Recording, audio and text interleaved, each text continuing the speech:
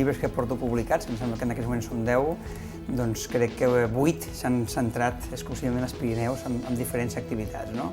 Anar amb esquís, anar a peu, fer travesses i bé, sembla que ara tocava el tema dels llacs. Espero que no sigui una qüestió d'edat, no? Que amb els anys vaig baixant de quota, però la veritat és que ha estat un projecte bonic, molt impulsat per l'editorial, que tenia molt clar que això no existia amb el mercat català de llibre de muntanya i que era quelcom que podia estar demandant. Esperem que això funcioni, però sí que és veritat que penso que és una manera d'acostar l'alta muntanya a un tipus de persones que no necessàriament han de ser alpinistes. En tot el Pirineu hi ha exactament, estan inventariats 1.061 llacs que superen la mitja hectàrea de superfície. Però si a sobre comptéssim petites llacunes encara més petites d'això, doncs hi hauria moltíssimes més. I és un dels elements singulars de la nostra alta muntanya. Hi ha altres muntanyes amb molta més presència de pedra i de gel, i en canvi la nostra té aquesta dimensió, podríem dir, com més humana i tan bonica, no? I de fet el que sí que puc dir que amb el llibre hi ha més de 50 llacs que es visiten. En concret em vaig tenir a calcular-los i es poden visitar fins a 110 llacs amb les 50 excursions.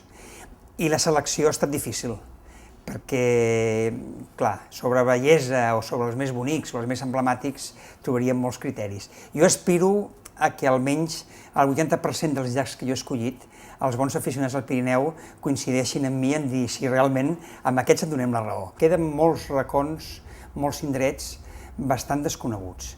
De fet, ens movem no només a la muntanya, una mica en tot, no? Per tòpics. Llavors es posen de moda algunes zones, a vegades perquè surten per la televisió, no necessàriament perquè surtin en llibres, sinó perquè, no sé, Ordesa o Aigüestortes concentren gairebé el 60% dels visitants del Pirineu a l'estiu, amb la nostra serralada. I sí que penso que el llibre en aquest sentit pot ajudar, no? A aficionats que s'estan iniciant o una mica més iniciats a anar buscant altres alternatives. Amb l'excusa de visitar els llacs, fer una visita pel Pirineu.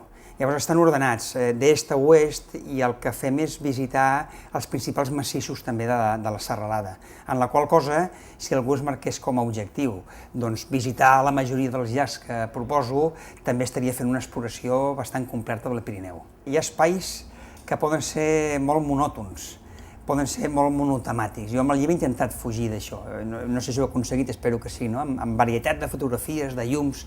El que és cert és que, com tot en fotografia, quan coneixes més el mitjà, li pots treure més partit, no? Si busques, al final trobes. Els que pugem pics, el llac és com retornar a casa, ja.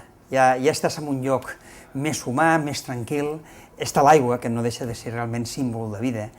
Per altres persones, i és el que proposa el llibre, el llac és el lloc on aniràs, i per tant, després d'un cert esforç de pujar uns quants metres i demés.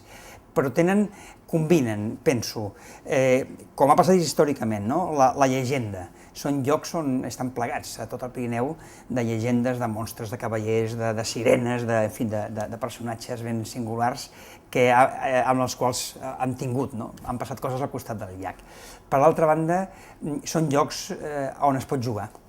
Jo he pujat molt amb la família, amb els fills, i els banys amb llacs de Pirineu, amb l'aigua tan freda, com sempre et diuen, doncs està bé, és realment bonic, no? Són com oasis al mig del desert, no? Que tenen aquest element, jo diria, espiritual, no? De reconfortar-te, i sovint permeten realment descobrir el pas de les estacions d'una manera molt intensa.